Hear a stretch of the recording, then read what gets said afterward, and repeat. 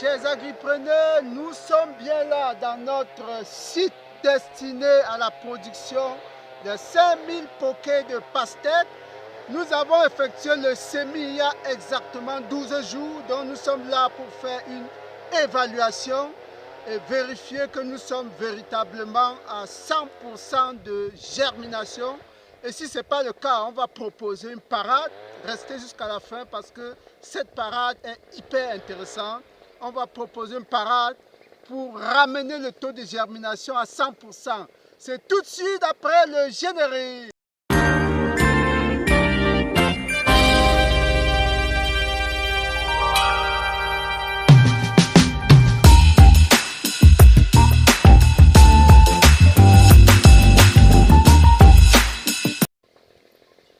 Une fois de plus, bienvenue. Excusez les bruits qui sont aux alentours. On est en pleine forêt, donc il y a des chiens qui sont en train de faire l'abattage. Donc il y a un bruit en fond sonore. Mais ça ne nous empêche pas de faire notre vidéo d'évaluation aujourd'hui. Nous sommes sur un projet de pastèque qui va durer 75 jours. Nous sommes déjà au 12e jour. Et nous allons vous montrer comment les plants se comportent avant de vous proposer les 3 astuces, n'est-ce pas, les 3 éléments, les 3 passages importants qui permettent de vous rassurer que vous êtes à 100% de germination. On regarde d'abord comment nos graines ont évolué. Regardez, approchez la caméra de plus proche. Alors voilà un peu à quel pourcentage on est, vous voyez. Là, c'est un deuxième poké. Voilà le 3e poké, mais celui-là est vide. On va revenir là-dessus après. Il est presque vide. Voilà notre poké. Donc, la germination est effective. La germination est effective.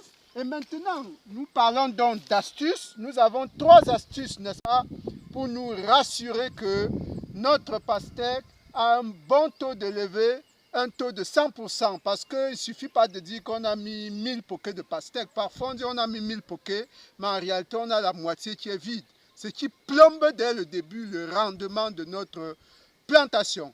Donc il est très important les 14 premiers jours, de se rassurer que la levée est effective au moins à 99%. Alors les 3 astuces. La première astuce, on vous l'avait déjà donnée dans une précédente vidéo, c'est de faire le test de germination pour être sûr que vous avez au moins 85% des graines qui sont bonnes. Voilà la première chose, faire votre test de germination.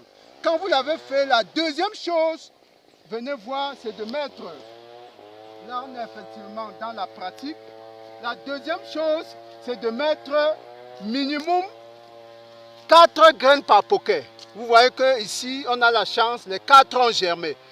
Vous mettez 4 graines par poquet, donc par la suite, il y a une opération importante qu'on appelle, n'est-ce pas, démarrage. Les plants qui ne se portent pas bien, on va simplement les supprimer et conserver les plants, au moins 2 plants par poquet qui sont bonnes.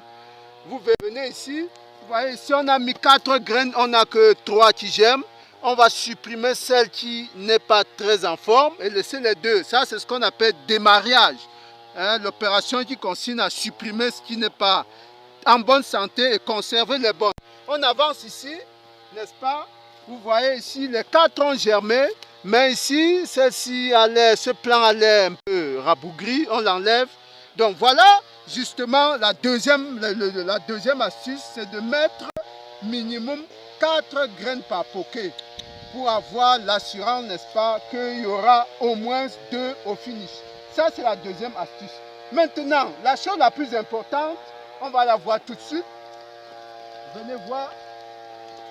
Alors, bien que nous ayons mis 4 graines par poquet, il peut s'avérer, n'est-ce pas, qu'il y ait plusieurs situations qui fassent que le poquet ne pousse pas, que ce soit vide. La première chose, c'est que les souris peuvent venir ronger vos graines. Vous n'avez rien de pousse. Les criquets peuvent venir, n'est-ce pas, découper. Les chenilles, venez voir un exemple là. Les chenilles, à la levée, n'est-ce pas, les chenilles peuvent vous prendre toutes les graines. Regardez cette feuille par exemple. Vous voyez cette chenille. Je crois que vous la voyez, couleur noire. Vous voyez comment cette chenille est en train de, n'est-ce pas, bouffer complètement les feuilles de cette planche. Quand elle commence comme ça, en une nuit, elle peut tout bouffer. Ça veut dire que, effectivement, vous risquez d'avoir le poké vide. Donc, on a parlé de criquets, on a parlé de souris, on a parlé de chenilles. Hein? Voilà des choses qui peuvent faire que le poké soit vide. Alors, il y a une astuce qui permet donc de remplacer les pokés vides. Par exemple, voyez ce qu'on peut faire. On a par exemple ici 4. Vous voyez les 4 qui ont germé. On peut tout simplement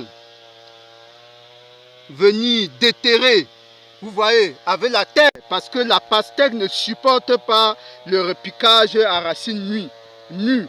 Donc, il faut récupérer un plant comme ça avec toute sa masse racinaire et aller mettre dans le poké qui est vide. Venez par exemple voir ici. Vous voyez ce poké qui est vide. Vous venez là-dedans, n'est-ce pas?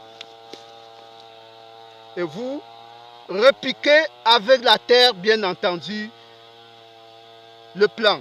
Et là, il faut faire un bon arrosage, sinon ça ne va pas tenir. Et ça doit se faire en temps doux comme celui-ci. Si vous le faites en temps ensoleillé, vraiment, ça ne va pas supporter. Il faut le faire en soirée, en temps doux, et verser beaucoup d'eau pour que cette plante puisse prendre le relais. Voilà donc une manière de récupérer, justement, de récupérer les pokés vides. Voilà une manière. Mais ça ne suffit pas. Je vous ai dit que le repiquage, la pastèque ne supporte pas beaucoup le repiquage. Surtout lorsque la terre qui entoure le plant n'est pas compacte. Elle peut facilement, il suffit qu'il y ait un coup de soleil brusque et puis c'est parti, c'est fini, ça meurt. Alors on va donc voir en bas là, la meilleure astuce, n'est-ce pas? Venez, suivez-moi, on va aller voir la meilleure astuce pour récupérer tous vos pokés vides. Allez, on y va. Alors, voilà les plants qui sont véritablement, vous voyez un poké vide complètement, il y en a comme ça. Hein. Nous avons autour de 10% de poké vide. Ce qui est acceptable, le taux de 10% est acceptable parce qu'on a mis dans un premier temps 2500 pokés. 10%, ça veut dire qu'on a à peu près 250 pokés vides.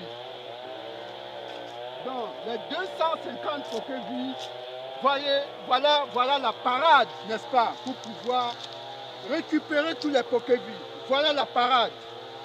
Nous avons réuni ici plus de 300 pots.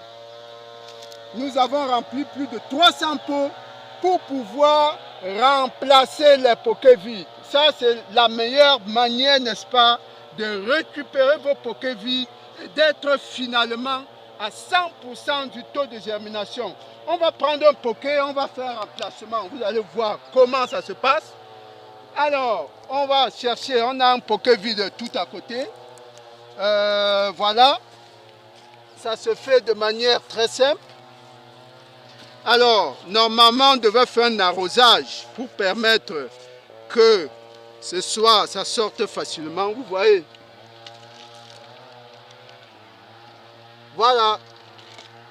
Alors, le pot ne veut pas partir. On le pose tout simplement sans détruire la motte de terre. Vous voyez. Et c'est parti, c'est parti. Et on fait un arrosage tout autour. Voyez comment ce plant a deux avantages. Premier avantage, c'est que il continue la croissance de plus belle, sans stress, comme s'il n'y avait rien eu. Le deuxième avantage, et c'est le plus important, c'est qu'il a le même nombre de jours que ses voisins. Voilà ses voisins qui sont à 12 jours et celui-là également à 12 jours. On n'a pas eu besoin de venir ressemer ce poké ce jour-ci parce qu'il est vide. Donc vous voyez qu'avec cette technique, nous allons remplacer nos 250 pokés vides et on aura effectivement 2500 pokés au démarrage. Chers agripreneurs, voilà une astuce gratuite que nous vous donnons aujourd'hui pour partir d'un bon pied sur vos projets de pastèque.